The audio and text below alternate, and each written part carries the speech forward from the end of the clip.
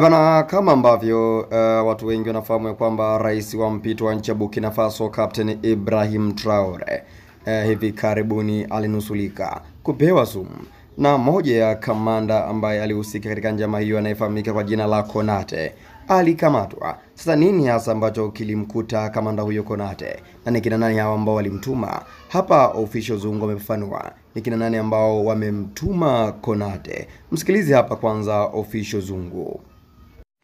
Bana, hapa ni Official Zungu _ hujambo na karibu. Tuimalizie sehemu ya pili ya mkasa wa Ibrahim Traore kutaka kulishwa sumu kupitia kikombe cha chai na msaidizi wake ambaye anajulikana kwa jina la Kamanda Konate. Kama hujaipata story ya kwanza, angalia hapo juu kabisa kwenye Instagram yangu, nimeipini, ndio naelezea sehemu ya kwanza. Sehemu ya pili na ya mwisho ni mara baada sasa ya Ibrahim Traore kufanikiwa kugundua ni Konate, ikabidi wampeleke mpaka kwenye ikulu ya Wagadugu kumhoji na kukagua vifaa vyake vya mawasiliano ikiwemo simu. Mara baada ya kuanza kukagua simu, akashtuka baada ya kukuta simu ya Captain Konate inapokea miamala mikubwa kutoka kwa namba ya mtu ambaye anajulikana kwa jina la Shakur. Mara baada ya akachunguza simu nyingine, ambapo akagundua ni Shakur ambaye ndiye ambaye alikuwa anamtumia miamala mingi sana huyu msaliti ambaye alikuwa anataka kumsaliti Captain Traore. Wakagundua pia alimtumia ujumbe unaosema utamuua kupitia chai.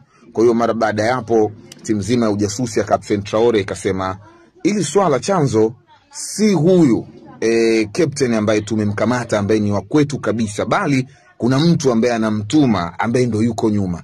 Ni mtu gani? Anakamatwa vipi na inakuaje? Hapa ndipo ambapo Burkina Faso sasa wanapata faida ya kuwa na rais ambaye tayari alishawahi kuwa mwanajeshi. Kijasusi tunamuita high profile mission. Ni rais ambaye ana uwezo wa kuichora mission yote na akaimaliza mwenyewe. Kwa hiyo Traore akaichora hii mission kwa kuambia itakuwa ni mission ya kumtafuta huyu jamaa ambaye alikuwa anataka kumuua Traore kwa kumtumia kamanda ambaye anaaminiwa na Traore bila kuvaa sare za kijeshi wala kutumia bunduki. Yaani ni mission ambayo inafanywa bila kuvaa sare za kijeshi wala kutumia bunduki, ili mradi kumkamata huyu jamaa ambaye ndiye ambaye alikuwa anamtuma huyu captain ambaye alikamatwa mara baada ya jaribio kufeli. Kwa hiyo mara baada ya hapo wakamfuatilia kwenye makazi yake, wakagundua ni mwanadiplomasia mmoja kutoka nchi za magharibi. Sasa wanamkamataje?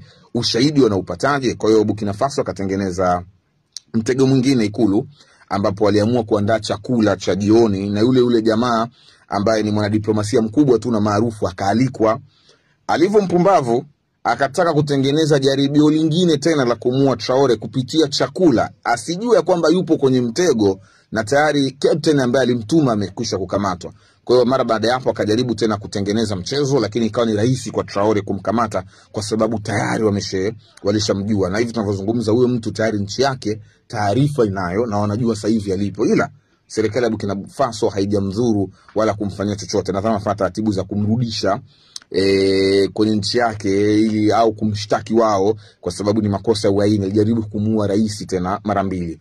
Hicho ndo kisa cha Ibrahim Traore kunusurika kupewa sumu kupitia chai, na hii ni sehemu ya pili na ya mwisho. Tuchambue pamoja. Hapa ni Official Zungu _ Naam, hapo Official Zungu amemaliza kwa kuchambua vizuri kabisa. Wewe maoni yako ni yapi kuhusiana na hiki ambacho amekichambua hapa Official Zungu? Andika hapo katika sehemu ya comments.